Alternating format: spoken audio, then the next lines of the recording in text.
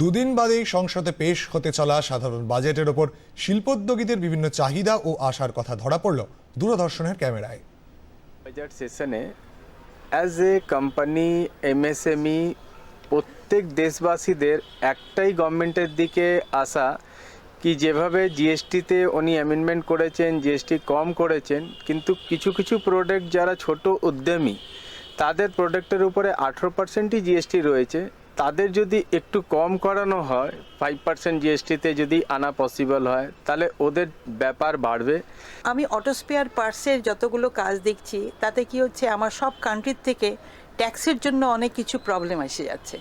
তো আমার বাজেটের মধ্যে আমাদের ট্যাক্সের কাজটা যদি কম হয় বা ট্যাক্সটা যদি কম হয়, আমার সব কান্ট্রি থেকে আরও বেশি আমরা কাজগুলো করতে পারবো বা আমি আরও এক্সপোর্ট করতে পারবো।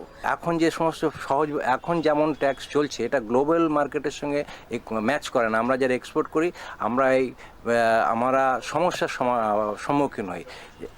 সরকার ক্যাশ ফ্লো বাড়াক, ইনভেস্টমেন্টের পথ খুলে দিক, এমএসএমই উদ্যোগে আমরা যারা আছে তাতে আমরা সহায়তা পাবো, আমাদেরও সহায়তা করুক। লিকুইডিটির ক্রাঞ্চ কমানোর জন্য আরবিআই যে মেজার্সগুলো নিয়েছে এবং সেন্ট্রাল গভর্নমেন্ট যেটা হয়তো নিতে যাচ্ছে, আমি খুব আশাবাদী যে সেন্ট্রাল গভর্নমেন্ট এই সময় ডোমেস্টিক কনজাম্পশনে লিকুইডিটি বাড়ানোর চেষ্টা করবে।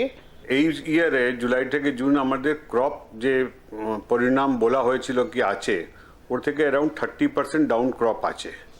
অ্যান্ড বাজারে এই নিয়ে প্রচুর হোর্ডিং হয়ে গেছে।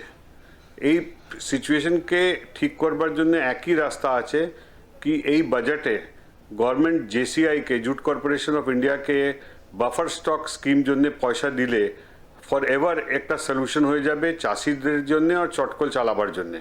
মিনস সবার স্টেক হোল্ডার জন্য একটা বেনিফিশিয়াল স্কিম হয়ে যাবে, বাফার স্টক স্কিম ফর র জুট।